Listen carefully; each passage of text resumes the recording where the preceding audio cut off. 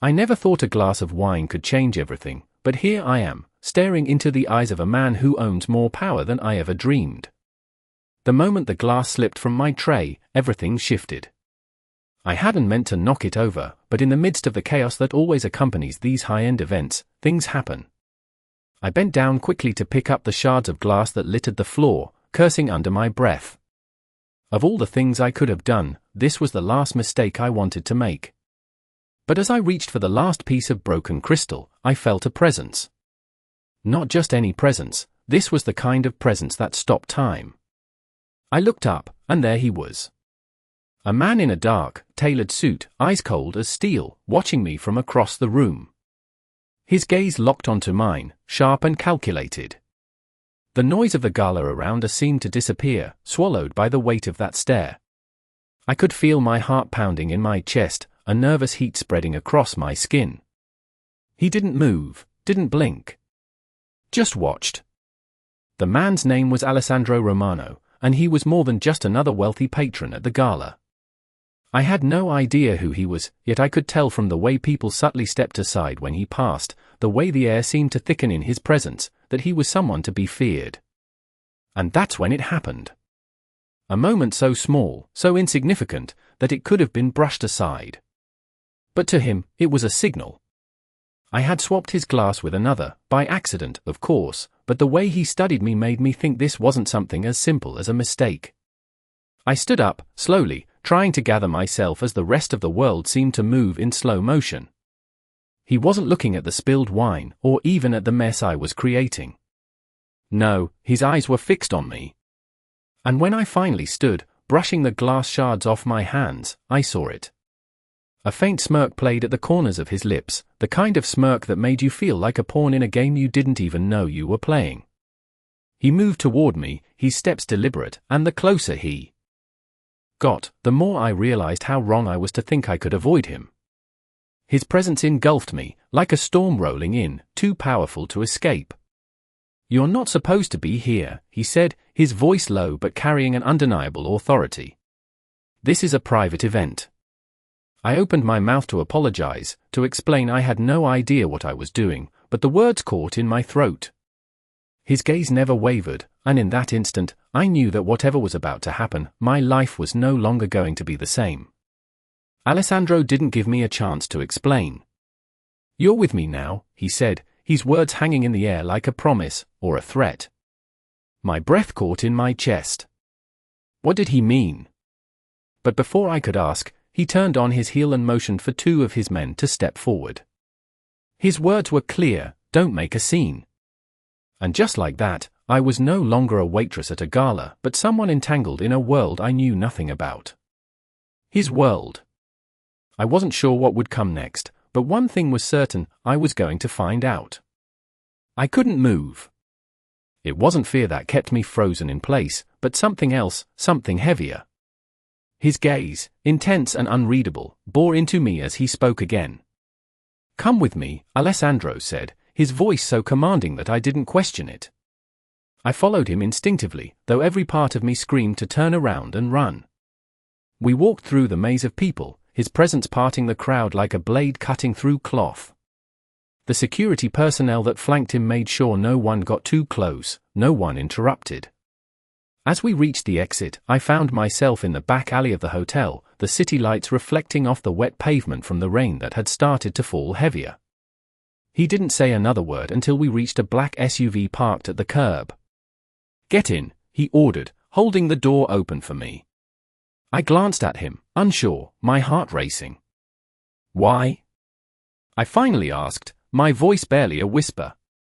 His lips curled into a small smile, but there was no warmth in it. "Because you belong with me now, Isabella," he replied calmly. I didn't know what to say, so I did the only thing I could: I stepped inside. The car pulled away from the curb, the city lights blurring as we drove through the streets. I tried to make sense of everything, but the thoughts wouldn't come together. All I knew was that nothing in my life had prepared me for this moment. Alessandro sat across from me, his face unreadable, his posture relaxed but with an underlying tension.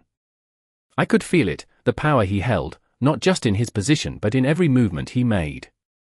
his presence seemed to take up the entire car, like he was the only person in the world.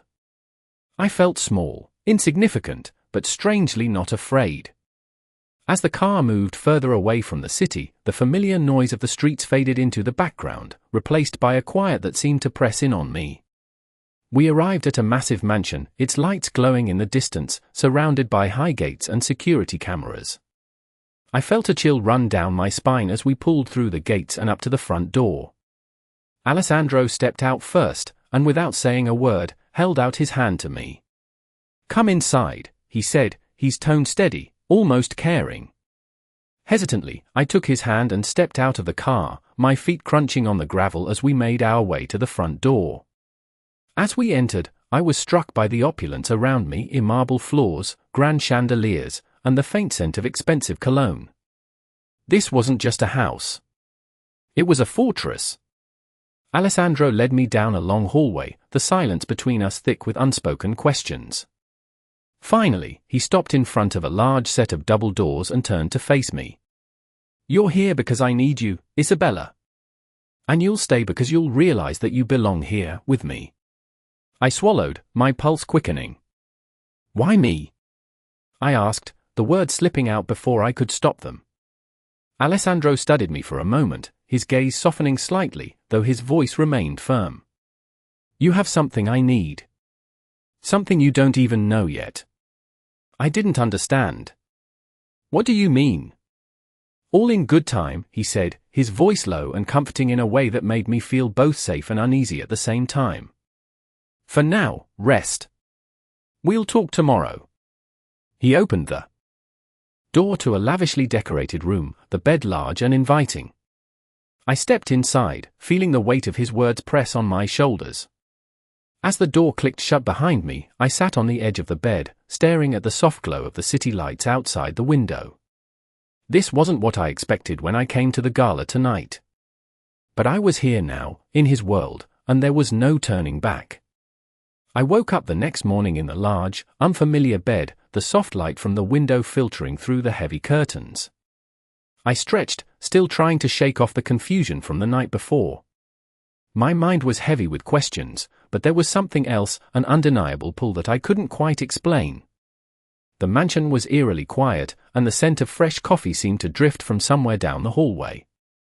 I pushed the covers aside and stood up, my bare feet meeting the cool marble floor.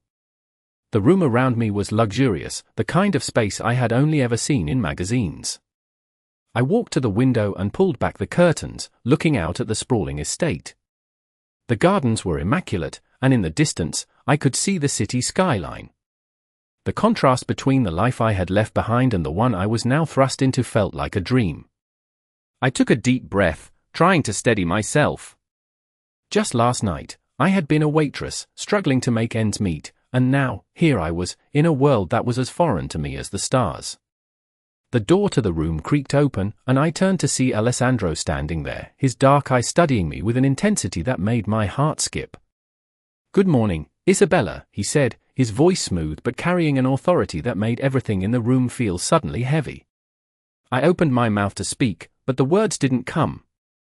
Instead, I just nodded, unsure of what to say.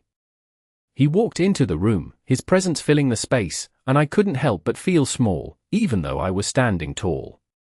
"I trust you slept well," he said, his eyes scanning the room, as if ensuring everything was in its place. "I did," I replied, my voice barely a whisper. "I wasn't expecting," I trailed off, not sure how to finish the sentence. "You weren't expecting any of this," he said, finishing it for me. Neither was I. His words hung in the air, and I found myself drawn to him despite the walls I was trying to build. He was different from anyone I had ever met. There was something about him, something that made me feel both uneasy and captivated. He stepped closer, and I could feel the tension in the room grow. "You're not just a guest here, Isabella," he said, his voice softening for a moment. "You're here because you have something I need." I swallowed hard, my pulse quickening. "What do you mean?" I asked, my voice shaky. Alessandro paused, his gaze locking onto mine with an intensity that made my heart race. "You'll understand soon enough. But for now, I need you to trust me, he said, his tone leaving no room for argument. I nodded, even though a part of me was screaming to run. But something in his eyes, something in the way he spoke, kept me rooted to the spot. You're not alone here, Isabella, he added, his voice low. You never will be again. The words echoed in my mind long after he left, and I sat on the edge of the bed, trying to make sense of it all. I had come here expecting a normal life, or at least something resembling it.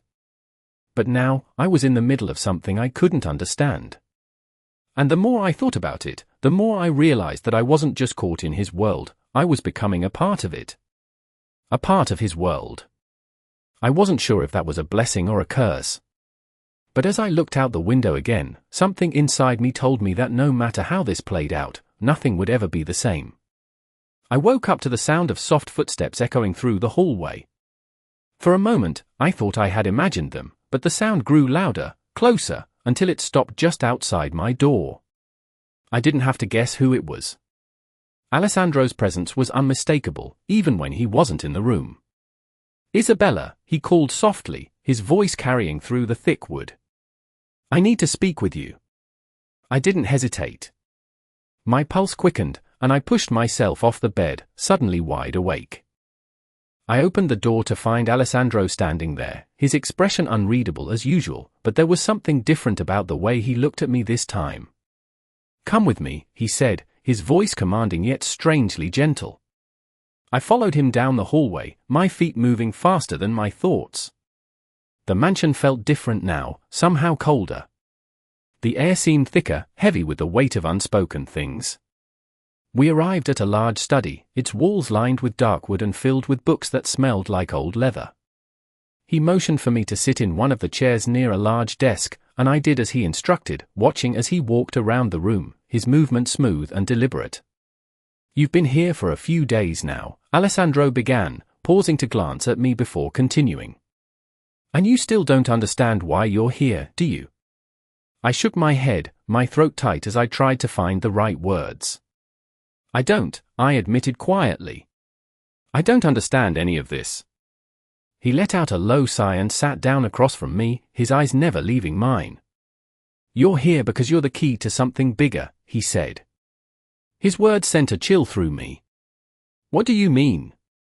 I asked, my voice barely above a whisper. He leaned forward slightly, his gaze intensifying. You're not just anyone, Isabella. You have a connection to something I've been searching for. Something I've been trying to find for years. I opened my mouth to ask more, but he raised a hand to stop me. Not yet, he said firmly. In time, you'll know what I mean. For now, just trust me. I felt a strange mixture of fear and curiosity bubbling up inside me. Everything about this place, about him, felt like a puzzle I couldn't piece together. But I was already too deep in, and there was no turning back. I didn't ask for this, I said quietly, more to myself than to him. Alessandro's eyes softened just a fraction. No one ever does, he replied, his voice quiet but resolute. But this is your path now. And you're going to need to accept that. I stared at him, trying to make sense of his words. But there was something about the way he spoke, the certainty in his tone, that made me feel like I had no other choice but to follow. I can't force you to trust me, Isabella, he continued, standing up. But I can assure you, you're safer here than anywhere else. I didn't respond, my mind swirling with 1,000 questions. Alessandro didn't wait for an answer. Instead, he turned and walked toward the door, pausing just before he left. We'll talk again soon, he said over his shoulder, his voice carrying a weight that made my heart beat faster. As the door clicked shut behind him, I sat there, alone in the quiet study, the weight of his words settling around me. I wasn't sure what the future held, but for the first time since I arrived, I knew one thing for certain, I wasn't getting out of this without facing whatever it was that Alessandro had planned for me. The days blended together as I found myself in a world I didn't understand, yet I couldn't escape. Alessandro's presence was everywhere, even when he wasn't around. It was in the way the house felt like it was watching me, in the way the staff treated me like someone important, but distant, as though I were both an outsider and a guest at the same time.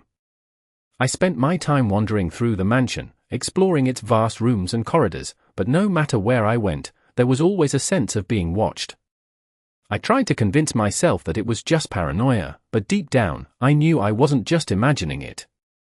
One afternoon, as I sat on the terrace overlooking the gardens, I heard the familiar sound of footsteps approaching. I didn't have to look to know who it was. "Isabella," Alessandro's voice called, smooth as ever. I looked up, meeting his gaze. He had a way of looking at me that made me feel like he could see right through me, like there was nothing I could hide from him. "I've been thinking," he said, standing before me. "You need to understand what's happening here."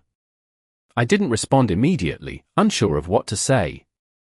The words from our last conversation still echoed in my mind. "You said I would understand soon. But I still don't get it."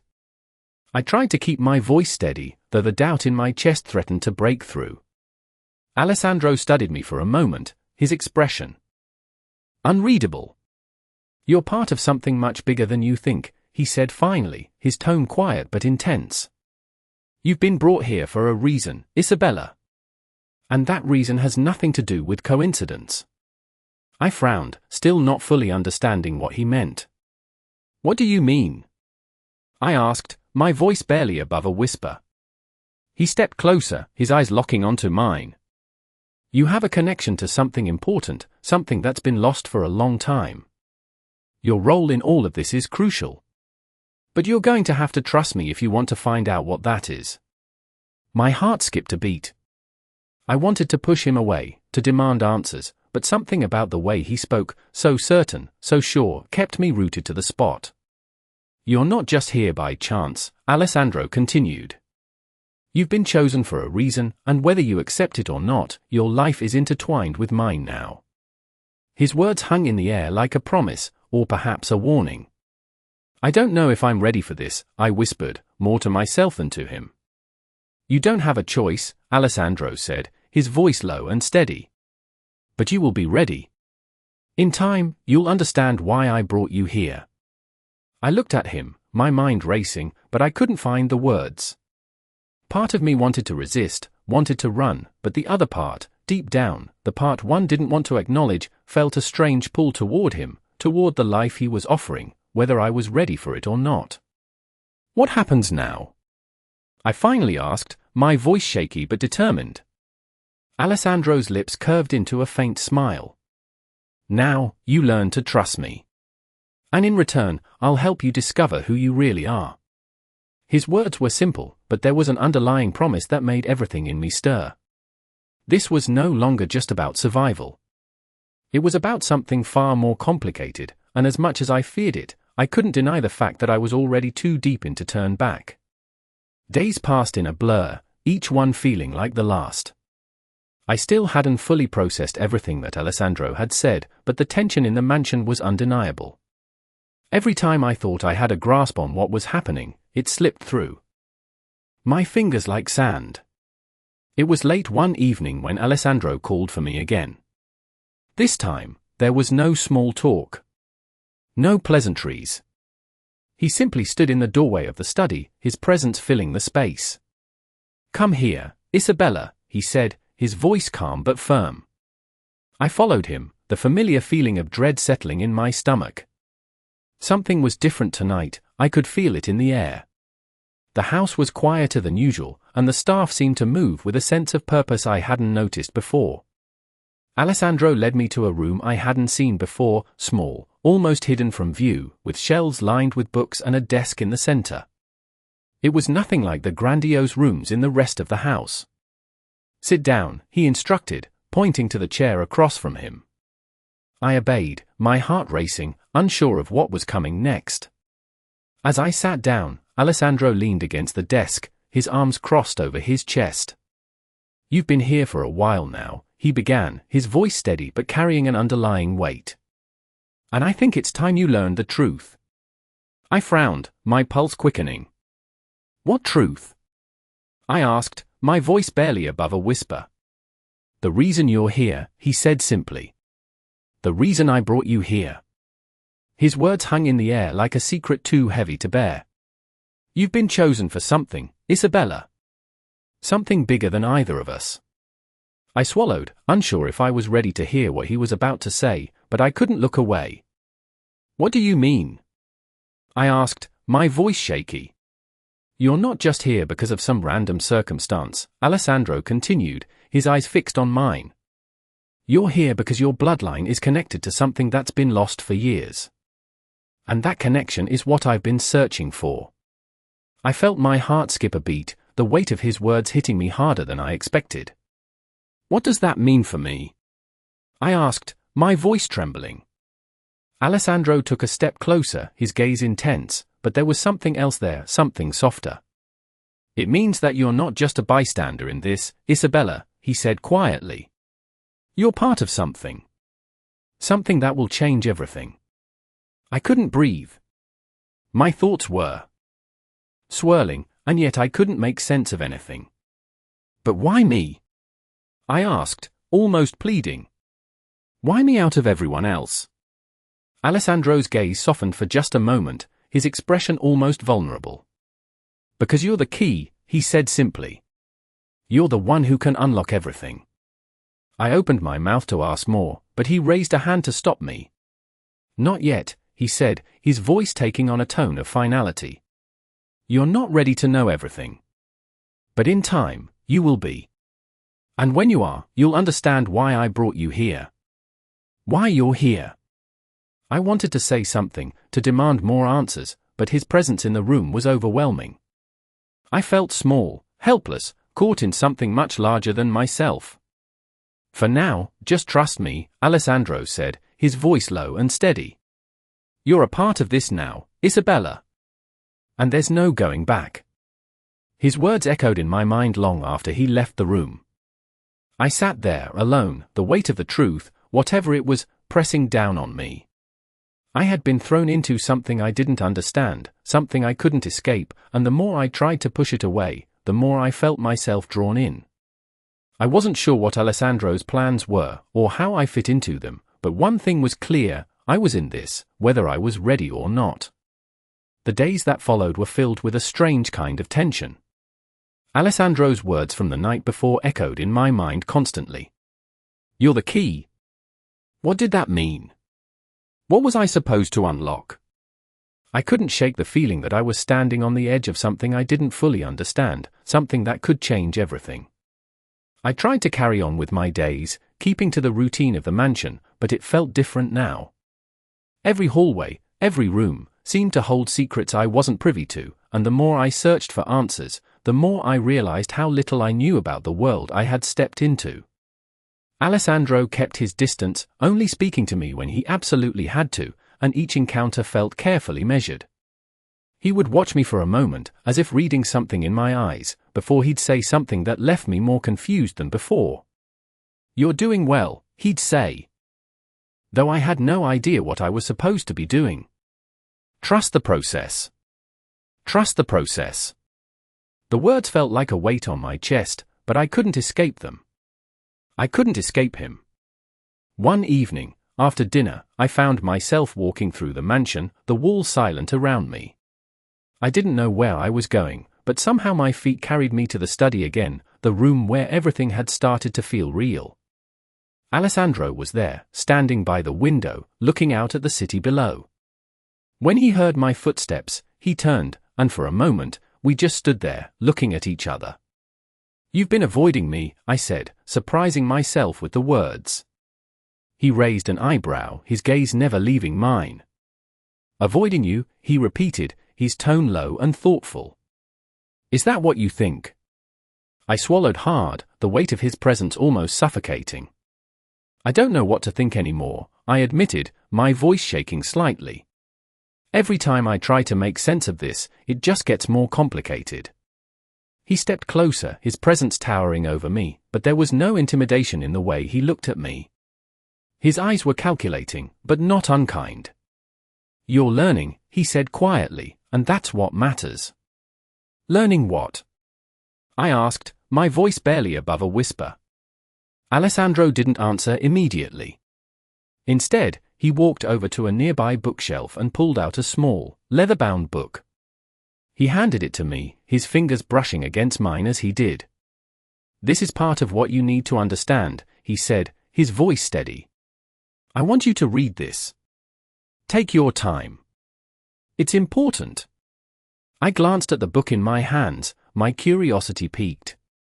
"What is it?" I asked. "A key," he replied simply, "to unlocking the answers you seek." I looked up at him, the weight of his words settling over me. For a moment, I was unsure of what to do. But something in his gaze, something in the quiet certainty he exuded, told me that I had no choice but to follow his instructions. "You'll understand in time," Alessandro added. "For now, just trust me. The rest will come." I nodded slowly, the book heavy in my hands, and I felt an odd sense of resolve wash over me. Whatever this was, whatever he had planned, it was no longer something I could run from. And for better or worse, I was already too far in to back out now. The next few days were filled with uncertainty as I tried to make sense of the book Alessandro had given me. It was small, leather-bound, and looked ancient, but its contents were as enigmatic as the man who had handed it to me. The pages were filled with intricate drawings, symbols I didn't understand, and words in a language I couldn't read. I had spent hours trying to decipher the cryptic text, but no matter how hard I focused, it all seemed like a puzzle that was just beyond my grasp. Every time I felt like I was getting close to an answer, the symbols on the pages blurred, and the words seemed to slip away from me. Alessandro didn't pressure me to understand it right away. In fact, he rarely spoke to me about the book at all. He just watched me, silently observing as I tried to make sense of the mystery in front of me.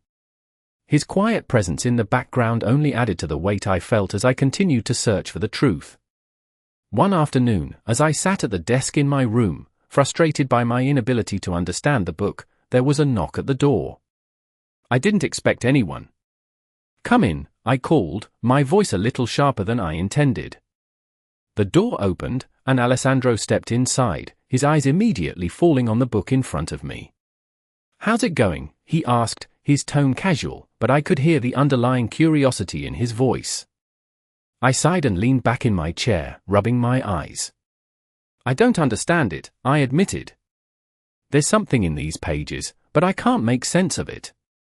It's like it's just out of reach." Alessandro nodded, stepping closer to the desk. He didn't say anything at first, just observed the book, as if he was weighing something in his mind. Finally, he spoke, his voice quiet. "You're close," he said. "I can see it in your eyes. You're almost there." I looked at him, my frustration turning into confusion. "Almost where?" I asked. "What's the point of all of this?" Alessandro didn't answer right away. Instead, he walked around the desk and stood next to me, looking down at the book. "The point is that you're part of something bigger than you realize," he said. "This book isn't just a collection of symbols. It's a key. A key that can unlock everything that's been hidden for centuries." I turned to face him, my heart racing. "What do you mean by that?" I asked, barely able to keep the tremor out of my voice. "I mean," he said, his voice low and steady, "that this is just the beginning. The answers you're looking for are in this book, but it's not just about reading the words. It's about understanding what they mean. And you will. In time." I felt a knot form in my stomach. "I don't know if I'm ready for this," I admitted, my voice barely above a whisper. Alessandro looked at me for a long moment, as if weighing my words. Finally, he spoke again, his voice soft but firm. "You don't have to be ready," he said. "You just have to trust me." I opened my mouth to say something, but no words came out. What could I say? I was already here, already involved in something I didn't fully understand. I didn't have a choice anymore.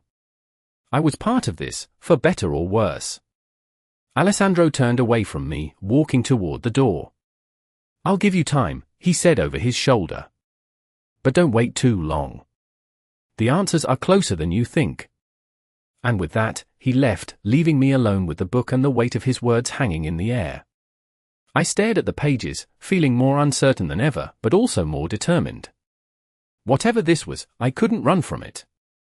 I had to face it. And somehow, in the back of my mind, I knew that Alessandro was right. The answers were closer than I thought. I just had to be patient. But patience had never been my strong suit, and I was already too far in to turn back now.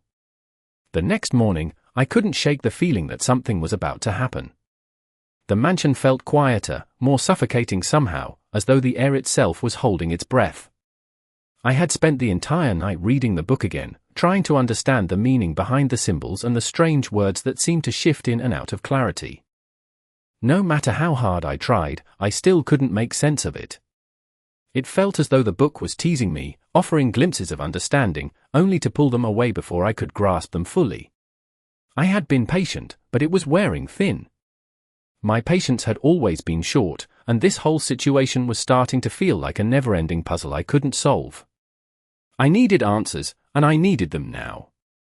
It was then that I heard the familiar sound of Alessandro's footsteps echoing through the hallway. I didn't know why, but I felt an overwhelming need to confront him, to demand answers. As I made my way to the study, I found myself hesitating at the door, unsure of what I would say or how he would react. But there was no turning back now. I pushed the door open and stepped inside. Alessandro was standing by the large window again, his gaze fixed on the view outside.